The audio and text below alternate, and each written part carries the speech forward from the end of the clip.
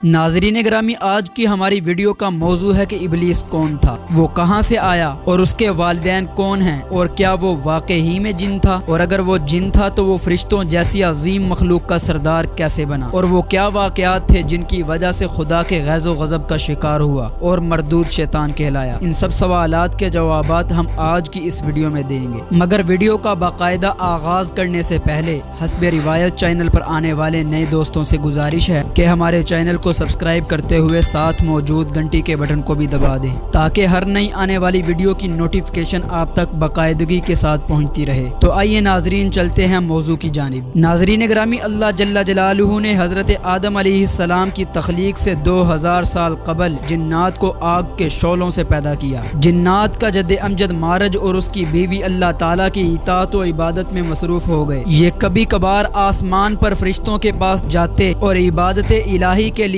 حمد و ثنا اور ذکر و تسبیحات سیکھ کر آتے اور آ کر اپنی اولاد کو ان تعلیمات سے بہرہ مند کرتے۔ جیسے جیسے ان جنات کی اولاد بڑھتی گئی، ان میں سرکشی کا عنصر بھی بڑھنے لگا اور آپس میں لڑائی جھگڑے اور اختلافات ہونے لگے۔ جنات کی نسل جب لاکھ سے تجاوز کر گئی تو ان میں کئی قبائل بن گئے۔ ان قبائل نے آپس میں جنگ و جدال کیا، زمین پر خون بہایا، نیک پرست جنوں پر ظلم کیا اور انہیں شرک کی جانب راغب کرنے کی کوشش کی۔ زمین جنات کی سرکشی، لڑائیوں اور فسادات سے بلبلا اٹھی اور بارگاہ ربی میں التجا کی کہ ان سرکشوں کو مجھ پر سے ہٹا لے۔ یہ وہ زمانہ تھا کہ جب ابلیس کے والد اور والدہ کی پیدائش ہوئی۔ ابلیس کے والد کا نام چلیپا تھا۔ اس کا چہرہ ایک شیر کی طرح تھا اور وہ بہت زیادہ بہادر تھا، اس لیے اسے شاشین یعنی دل دہلا دینے والے کا لقب دیا گیا۔ شاشین کو تمام جنات میں سب سے زیادہ بہادر مانا جاتا تھا، اس لیے ہر کوئی اس کا احترام کرتا تھا۔ اس نے اپنی بہادری اور طاقت سے جنات کی کئی اقوام کو فتح کیا تھا۔ ابلیس کی والدہ کا نام نبلیس تھا۔ اس کی شکل مادہ بھیریے کی مانند تھی۔ یہ بھی اپنے شوہر کی طرح اپنی بہادری کی وجہ سے بہت زیادہ مشہور تھی۔ اس نے اپنے خامند کے ہمراہ بہت سی جنگوں میں بھی حصہ لیا تھا۔ ان دونوں میاں بیوی کے بارے میں مشہور تھا کہ جس قوم میں چلیپا اور نبلیس ہوں وہ کبھی ہار نہیں سکتی۔ چنانچہ جب جنات کے ان گروہوں کی بغاوتیں حد سے زیادہ بڑھ گئیں تو اللہ تعالیٰ نے فرشتوں کا ایک بڑا لشکر زمین پر اس حکم کے ساتھ بھیجا کہ سرکشوں اور نافرمانوں سے زمین کو صاف کر دیا جائے۔ چنانچہ جنات اور فرشتوں کا مقابلہ ہوا۔ اس جنگ میں ابلیس کے ماں باپ بھی شامل تھے۔ سب جنات کو لگتا تھا کہ ہم مٹھی بھر فرشتوں کو مار گرائیں گے، لیکن دیکھتے ہی دیکھتے جنات کے حملے کمزور ہونے لگے۔ فرشتوں نے بہت سے جنات کو مار دیا جن میں ابلیس کے ماں باپ بھی تھے، اور بچ جانے والے جنات پہاڑوں اور جزیروں کی طرف بھاگ گئے۔ فرشتوں نے بچوں اور کمزور عمر رسیدہ جنات کو قیدی بنا لیا۔ ان قید ہونے والے جنات میں ابلیس بھی شامل تھا۔ چونکہ ابلیس کے والد کا چہرہ شیر جیسا اور والدہ کا چہرہ بھیریے کی مانند تھا، اس لیے ابلیس میں دونوں خصوصیات موجود ہیں، جیسا کہ شیر کی طرف سے خودداری اور سرکشی، جبکہ بھیریے کی طرف سے خود غرضی اور فریبی۔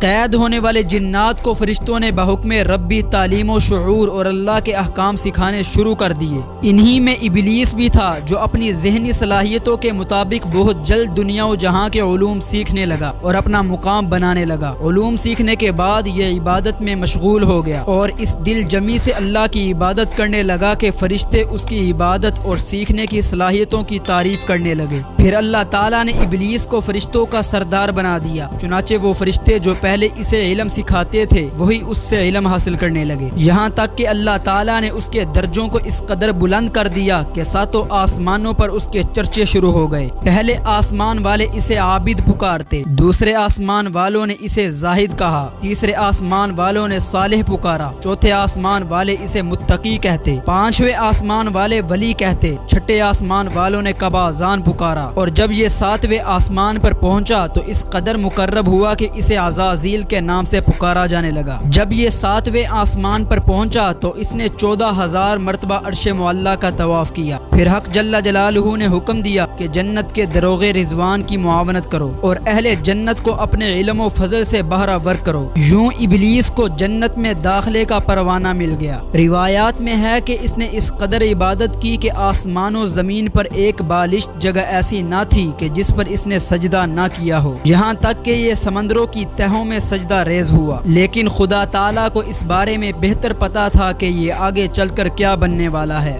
اس لیے اللہ پاک کا فرمان ہے کہ میں جسے چاہتا ہوں عزت کی بلندیوں پر پہنچا دیتا ہوں اور جسے چاہتا ہوں ذلیل و رسوا کر دیتا ہوں۔ ایک دن اپنے معمول کے مطابق ابلیس 7ویں آسمان پر اللہ پاک کی ثنا میں مصروف ہو کر سیر کرتے ہوئے لوح محفوظ تک پہنچ گیا۔ یہ وہاں دیکھتا ہے کہ اس پر لکھا ہوا ہے کہ ہمارا ایک بندہ ایسا بھی ہے جسے ہم ہزاروں نعمتوں سے نوازیں گے، زمین سے اٹھا کر آسمان تک پہنچا دیں گے، یہاں تک کہ جنت میں داخل کر دیں گے، لیکن ہم اسے ایک حکم دیں گے جس کا وہ انکار کر کے بغاوت کر بیٹھے گا۔ اس نے لوح محفوظ میں مزید اعوذ باللہ من الشیطان الرجیم واضح الفاظ میں لکھا ہوا بھی پڑھا۔ ابلیس اس عبارت کو پڑھ کر 2000 سال تک روتا رہا کہ آخر ایسا کون بدبخت ہوگا جو اللہ پاک کے حکم کی نافرمانی کرے گا۔ اسی کشمکش میں یہ اللہ پاک کی بارگاہ میں حاضر ہوا اور عرض کی کہ مولا بھلا ایسا احسان فراموش کون ہو سکتا ہے جو تیرے حکم کی نافرمانی کرے گا، جسے شیطان کا نام دے کر اس سے پناہ مانگی گئی ہے۔ اللہ پاک نے ابلیس کو بتایا کہ ایک ایسا بھی ہوگا جو ہزاروں نعمتیں حاصل ہونے کے باوجود ہمارے ایک حکم کی پیروی نہ کرنے کی وجہ سے دنیا و جہاں میں رسوا ہوگا۔ ابلیس نے کہا کہ مولا میں اس کو دیکھنا چاہتا ہوں۔ اللہ پاک نے ارشاد فرمایا کہ تو اسے جلد ہی دیکھے گا۔ ہزاروں سال ابلیس اس شیطان سے ملنے کی آرزو کرتا رہا۔ اسی دوران اسے خبر ہوئی کہ زمین کی مٹی سے ایک پتلا تیار کیا جا رہا ہے جس کا نام آدم ہے۔ آخر کار وہ دن آ ہی گیا جب حضرت آدم علیہ السلام کو مٹی سے بنا کر ان میں روح پھونک کر انہیں زندہ کیا گیا اور تمام فرشتوں کو یہ حکم دیا گیا کہ حضرت آدم علیہ السلام کو سجدہ کرو۔ تمام فرشتوں نے حضرت آدم علیہ السلام کو سجدہ کیا، لیکن ابلیس نے اپنی انا میں آ کر سجدہ کرنے سے انکار کر دیا اور کہا کہ میں اس سے افضل ہوں، میں اسے سجدہ نہیں کروں گا۔ اللہ تعالیٰ نے پھر اسے بتایا کہ لوح محفوظ پر جس شیطان کے بارے میں لکھا ہے وہ تو ہی ہے، تو نے میرے حکم کی نافرمانی کی ہے، اس لیے قیامت تک کے لیے تو ذلیل و رسوا ہوتا رہے گا اور لوگ تجھ پر لعن طعن ہی کرتے رہیں گے۔ اللہ تعالیٰ نے ابلیس کو قیامت تک کے لیے مہلت دی ہے کہ وہ جو چاہے کر سکتا ہے، اسے بالکل کچھ بھی نہیں کہا جائے گا،